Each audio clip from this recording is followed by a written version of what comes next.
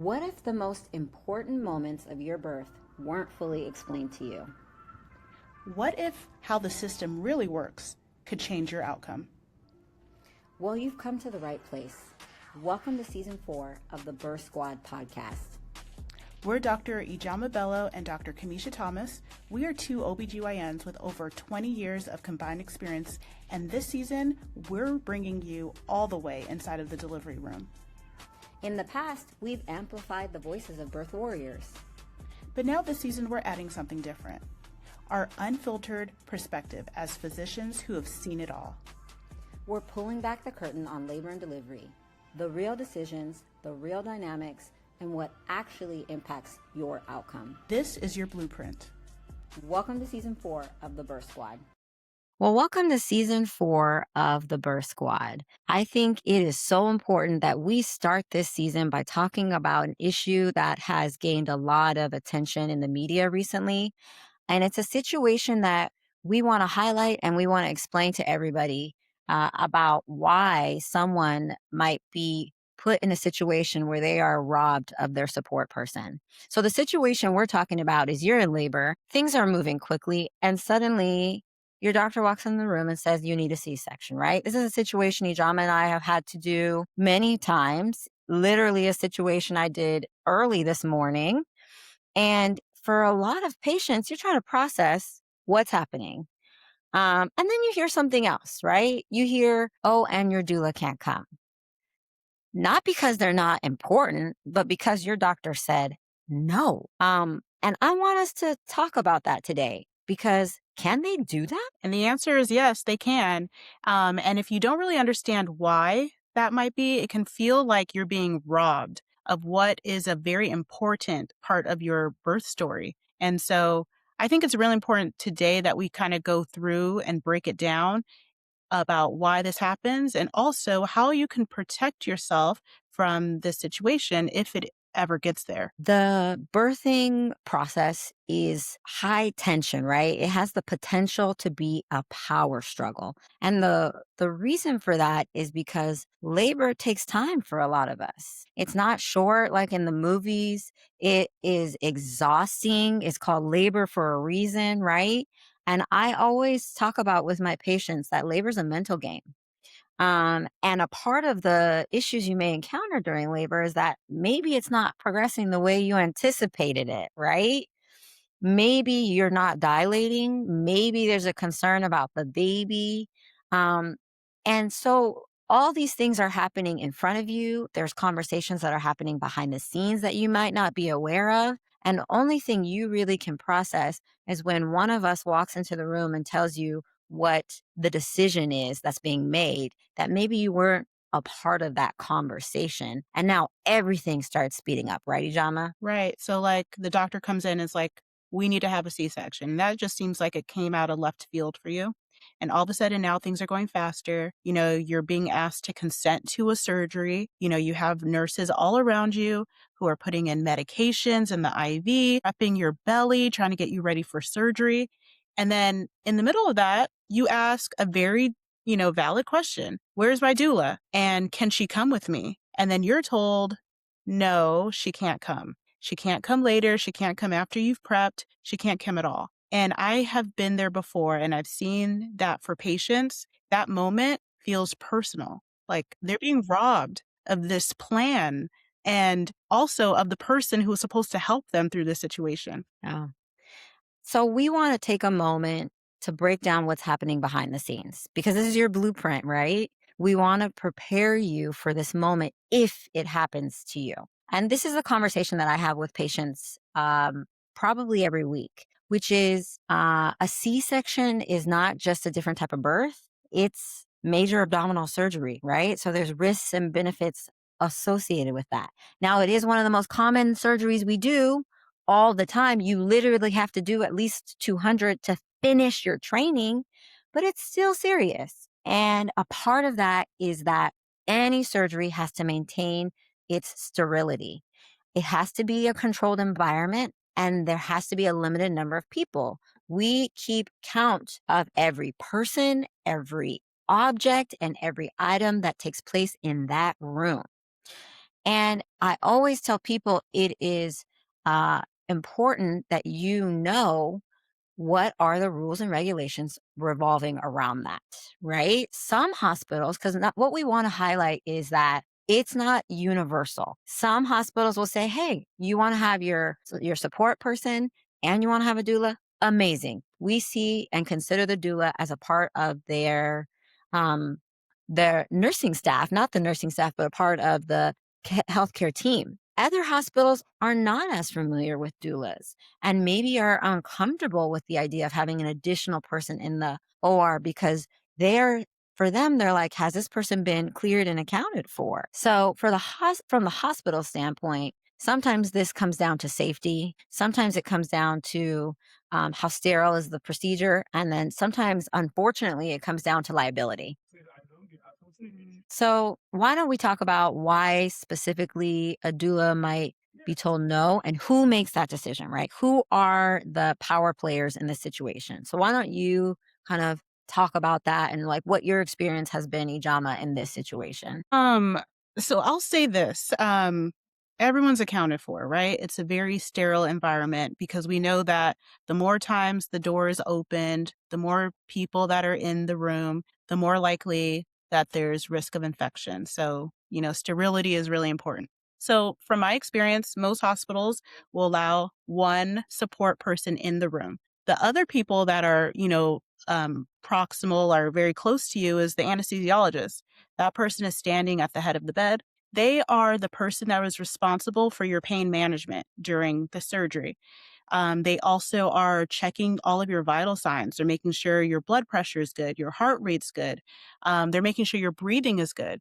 I actually did an anesthesia rotation and during residency, and it was amazing because I got to just be the support person next to the patient actually. So the anesthesiologists actually hold a very important role there. They actually end up being very supportive for you because they're checking in regularly.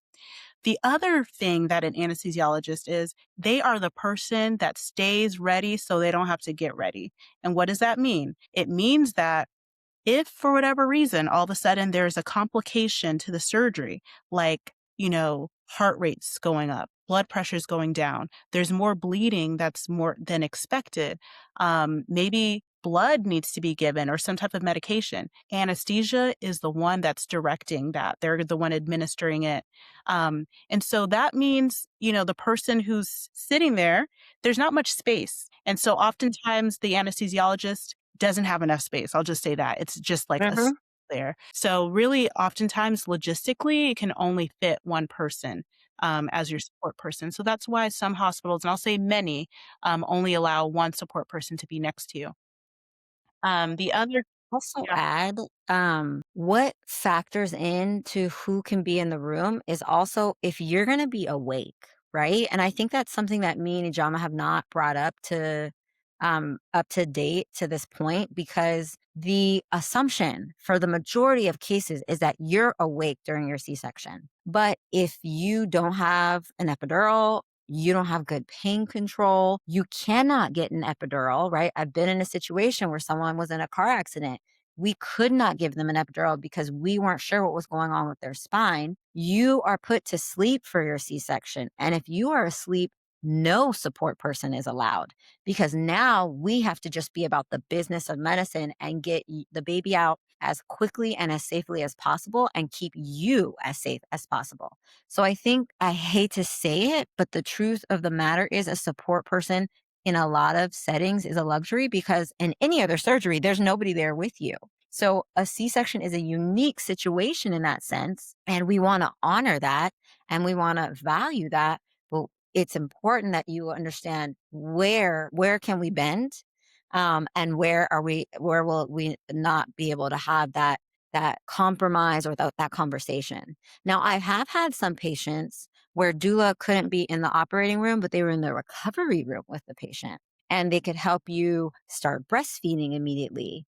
I've had it where sometimes they'll have the dad go with the baby into recovery and the doula came in to stay and sit with the mom in the operating room while we finished closing everything. So there's so much variety. And like Ijeoma said, there are a lot of places where they do not allow a doula to come in, unfortunately. But I think having the conversation about what does support look like and in what situation would I be allowed to have it and in what situation am I not is important. I think a lot of people don't want to think about a C-section because they don't want to speak that situation into existence. And I think by doing that, sometimes we rob ourselves the opportunity to prepare. And I never want to put any of our birth squad members in that situation, right? You're birth warriors, and we want to provide you with the tools to thrive. 100%. And so if we think about who are the other key players in the operating room, right? Obviously, also your OB, they're the ones that are actually doing the surgery. They also have a surgical assist. That person is providing them with the instruments that are needed for the surgery. There's also a nurse who is rotating around and providing things that maybe are not in the room and they have to go out of the room to go get them. And then you have the NICU teams. With every surgery, for a C-section, there's always a pediatric team available there to just, make sure that baby looks good after the baby comes out. Mm. And then there's also the charge nurse. She's on the outside, not in the OR, but she's on the outside and she's kind of overseeing everything. She's like the enforcer of coordination of the unit. And so if you think about all these different people, and obviously there's probably more that I haven't named, but in the hospital protocol, none of these roles include your doula. So sometimes if there's a conflict, the system is always going to prioritize its own structure because they know that how things work within that structure. And, inherently, they also think that that structure is what provides safety as well. Yeah. So the moral of the story is prepare, prepare, prepare. Because I think the biggest mistake that patients make is assuming that their birth plan is automatically going to carry into the operating room, right? The birth plan is a guide, it's not a contract. And it's important to understand what the policies and procedures are so that you can still have the birth experience that you would like. And then the other thing to keep in mind is you can make a birth plan for the OR. I have a lot of patients who have to get a C-section. Maybe the baby's head is not down. Maybe there's issues with the placenta. We still have an appointment where we make a birth plan. You know, can I have music? We love to play music in the operating room. Can I see the baby when the baby comes out? I always tell patients I hold the baby up like Simba so you can see the baby. Can I take a picture? No, most hospitals will not allow you to take photos of us doing our job. But if we're just holding the baby, if your husband is holding the baby, the nurses will actually volunteer to take pictures for you. Can I still do delayed cord clamping? A lot of hospitals' policy is 30 to 60 seconds for delayed cord clamping. Your partner can still cut the cord once the pediatric team has finished caring for them. So I don't want people to walk away from this conversation thinking, I need a C-section. I'm going to be alone and I'm not going to be able to have anything I wanted in my birth plan because that's not true.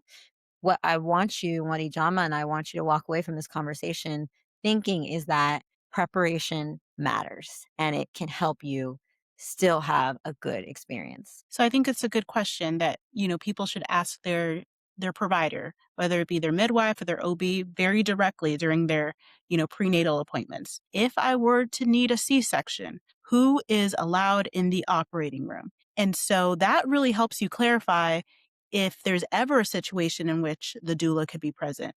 And if that's not the case, then at least now you can decide ahead of the time who's going to be your primary support person if and when a C-section becomes needed. And I think it's really important to talk through with your doula about these various situations and scenarios. What happens if you can't come in? What will we do after that? Will you be able to help me with my recovery? Because in the moment is really the worst time to be making decisions like that as you're being wheeled to surgery unexpectedly.